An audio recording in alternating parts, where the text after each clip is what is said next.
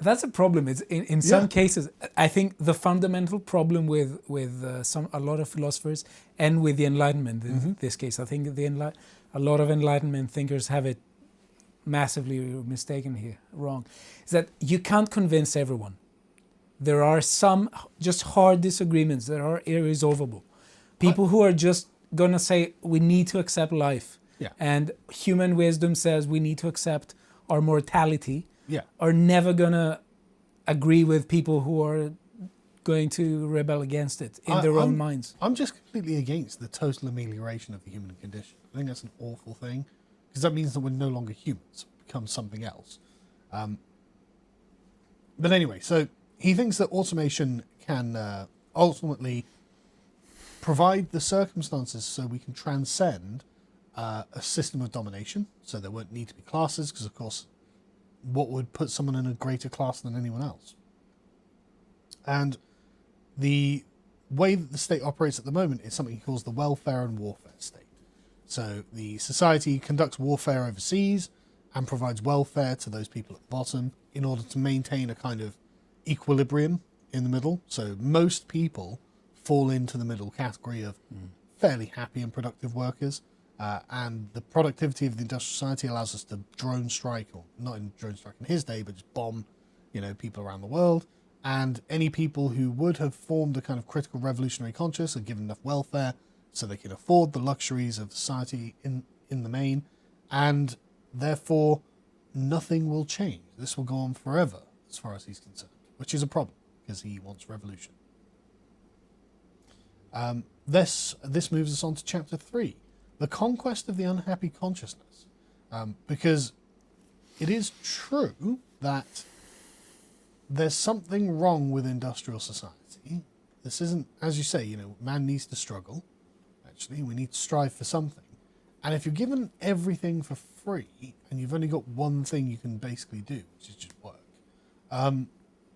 there's a need for therapists, because a therapist is fundamentally an outgrowth of the modern era. Say, look, you're living in a relatively unnatural state, and I need to essentially sort of massage your brain to get you to accept this unnatural state of affairs that's making you depressed or paranoid or whatever mental issues you're coming out with that you otherwise wouldn't have had in a pre-modern society, because you would have joined a convent or something like that. You'd have done something metaphysical or insane. But instead, the sort of one-dimensional state is just like, well, you just go to the therapist and we'll just brainwash you into going back into the way things are now that are causing you to be unhappy. And this is what the conquest of the unhappy consciousness is. And the way it does this is by the mass production of art. And it kind of sublimates art into itself, which he calls repressive sublimation.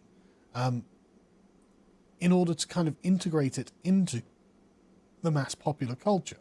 Now, of course, what this does is destroys the transcendental nature of art. So, and this is where he brings up the aristocratic society being two-dimensional and therefore having this kind of realm of art that is otherwise unavailable to the masses. And, occasionally you might get like a peasant who for some reason can afford to get into, a theatre hall or something while Beethoven's playing, and have this transcendental experience. And that'll be something he'll remember forever. So I have an issue with this thought, and maybe I have misunderstood it, but let's say that I love classical music. I do love classical music, and I love Pavarotti. Sure. It's my favorite tenor. It's just raw power. Yeah. And I love Nessun Dorma, the aria. It seems to me to be one of the closest things to a just transformative experience. Mm-hmm. It's just magical. Mm-hmm.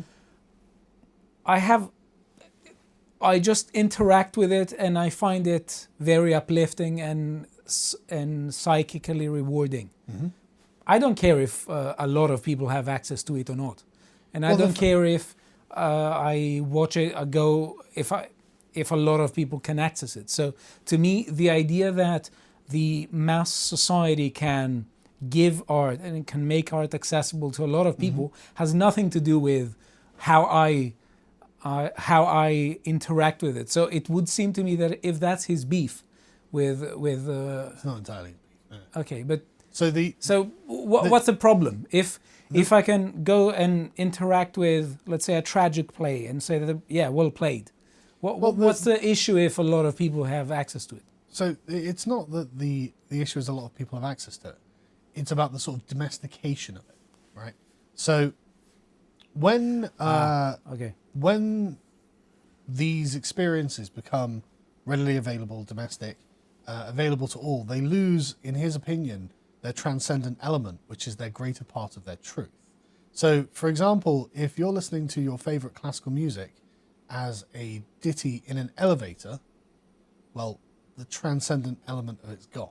You're listening to Beethoven or whatever in the elevator, but there's no transcendent experience there. And even then, the fact that you have ready access to it at your choice rather than the choice of a large set of circumstances actually does change the nature of your interaction with it. You can't say that, you get home, you put on the MP3 of it on YouTube or whatever, and you can't say that that's going to be the same experience that you would have if you weren't able to do that, but you were able, like, once every 5 years to afford a ticket to a concert hall to watch Pavarotti in person. Or like Oasis tickets for exactly mutual friend. Exactly, getting Oasis tickets. But I have pushback here. Go on. And I get it from Schopenhauer, who is, by the way, one of the main figures who influenced the critical theory, and many more thinkers, not just. Sure. So Schopenhauer says that the beauty of a landscape or of a bridge is completely lost by the person who rushes, who is just in haste and crosses the bridge hastily. But that doesn't mean that if, for instance, they are not in a rush and they are in the right frame of mind, that the beauty of the bridge isn't there. Sure. So if in my daily life I get exposed to all kinds of elevators that play Nessun Dorma, I most probably am not going to look at it, but still I will be able, when the occasion calls for, to just put it and listen to it and that. But I think that... Yeah, but the issue being, you're not going to experience it in the same way as you would if you were going to a concert to listen to it once in your lifetime. Right? That would not be a transformative, transcendent experience that would stay with you forever. And so your ability to experience the art is qualitatively different to how it would have been prior to the industrial civilization. And that's totally true. And I see this in my own kids, actually. So my 9-year-old plays the piano. And there's a particular song that he plays that when my 2-year-old hears it, she just starts dancing to it. Yeah. And it's that kind of experience. So he'll start playing it and she'll just like, oh, brilliant, this is my favorite song, and start dancing. And like, the 3-year-old will get involved. And it's that sort of thing. Because, I mean, prior to technological society, like, someone playing music was an event, right? If someone had an instrument, they were going to play some music. And so people would gather around. And so you'd have a kind of nexus, a little social event where people did something together for that period of time. And that bonds them together. There's something transcendent happening when that happens. And that's just not possible when you can just have it on demand. It's no longer a social experience. There's no longer anything more meaningful than you getting the surrogate experience of, well, I enjoy this, therefore I'll listen to it. You get kind of like the hint of satisfaction. Okay. This reminds me a lot of something Nietzsche said that I think you're going to like. He said that travel used to be a journey for self-discovery and spiritual renewal. Yeah. Whereas now a lot of people just use traveling as a sort of break. Yeah. But still, it's a very similar thing. I love having days of leave. Well, sure, everyone does. But like, Yeah. and I like listening to music or whatever when I'm in the shower and stuff like that. But he is right. It's not the same. Yeah. And we've domesticated, we've sublimated what was the highest form of culture that was genuinely life-changing and brought you to another realm of dimension and made you understand something about yourself. We've brought that into our daily lives. We've made it completely domesticated, and it's lost its power entirely. Right? So he is right about that, and there is a problem there. And his concern is that the quest for meaning just takes on this therapeutic quality. So everything has to come back to well, what we're doing now is the right thing for us to be doing. Because materially, on an evolutionary sort of scale, we'll be like, well, yeah, obviously our ancestors want these things. Obviously we want cancer treatments and, vaccines and, all the sorts of, obviously we don't die of diseases. But we've also destroyed a layer of society that was otherwise available to these people.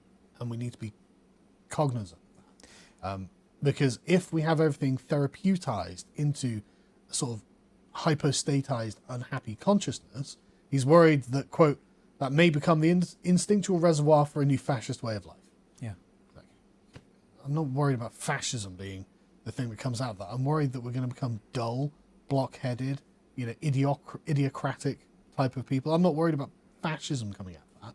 Obviously, he lived very closely to fascism, so I'm sure it's much more of a big concern for him. But that's not the problem that he's outlining here.